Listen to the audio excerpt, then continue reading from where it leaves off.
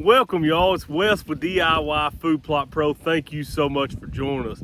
Today's episode, we're talking about the dove field that we planted this spring, how it's doing right before dove season opens here the next 10 days here in Western Kentucky. DIY Food Plot Pro is sponsored by Aircrow LLC, the Plot Protector Pro. Keep whitetails and other animals out of your food plots with the Plot Protector Pro.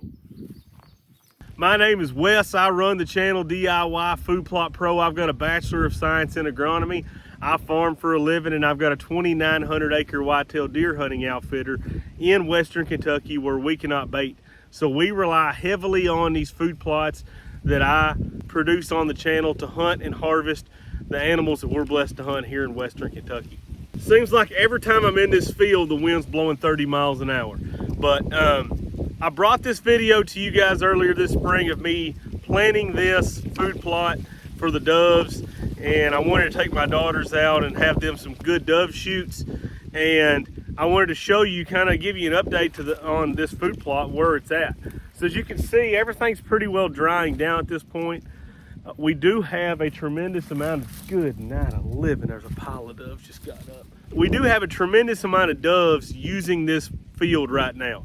I counted between 70 and 80 yesterday, and usually if you count 70 or 80, there's usually 2 or 3 times that much. So, and there's several sitting on the line right now that I've kind of spooked up out of here. As I walk out in this, I've got a lot of sunflowers dropping on the ground, and there's a tremendous amount of birds, not only doves, for sure doves, but there's a tremendous amount of just birds that are using this field right now as a stopover. So I do think that we're going to have a good dove shoot out here. I'm going to show you some of these heads. They're really tough to break off, and I forgot my knife. But as you can see, pretty much completely brown, stalk's completely brown, and it's done. Well, you just take this and you just kind of do that with your hand, and you can see all the sunflowers down in there. Every one of them sunflower seeds down in there, hard as a rock right now, as dry as we are. But there's just a tremendous amount of food out here for these doves. That's why they're here. A lot of these are just naturally dropping on the ground. So all I'm going to do is I'm going to mow us a couple spots through here just so we can kind of wade through here. This is thick, it's tall. Even though this vegetation is brown, it is still kind of difficult to walk through. So I'm going to go through here and mow us a couple spots. Does like to be able to get on the ground clean. The man that really helped me get started in the dove hunting food plots, one of the big things that he stressed was doves like a clean place to land, okay?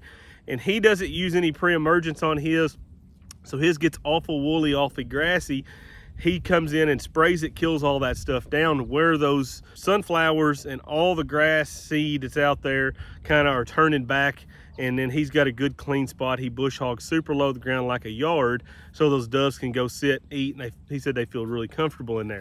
Now, one thing you can notice, I don't have any weeds or grass to speak of. Now, there's some places that I do, mainly down by the road where they got drowned out, and I had to replant later on. I had to disc up my pre-emergent and sow again.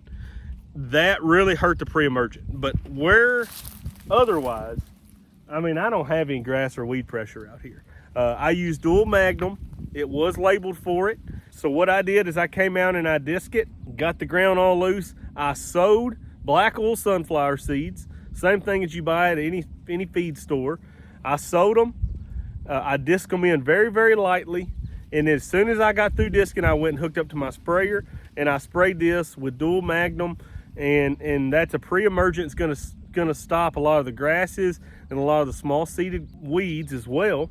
And it did a very, very good job for me. That's something that I will use a ton in the future, because I was very impressed with the amount of grass and weed pressure that's not here. I mean, this area should be covered in grass and weed pressure. When I put over 100 pounds of nitrogen out here, this plot should be covered in weed and grasses, and that dual magnum did a phenomenal job at keeping this stuff clean. So there's no real reason for me to come out here and spray right now. Everything's brown that I've got out here. Only thing that's really needed for me to do is to come in and cut some lanes here.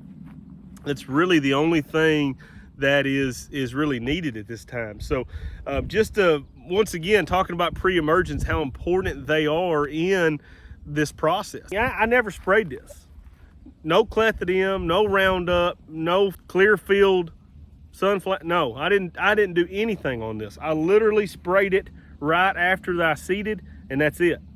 And this is mid to late August now. Planted these, I think, in May, mid-May. So 3 months roughly. And we still don't have any grass or weed pressure here, and we are set up really good. I'm really excited to get the girls out here and to get some shot opportunities. I think we're going to have a lot of doves hit the ground when our season opens here pretty soon. So just wanted to bring you guys an update on this. I'm going to show you some footage, some of the doves. I'm going to try to get some of them up where y'all can see them fly. So thank you so much for watching. I really appreciate it. Y'all smash that like and subscribe button.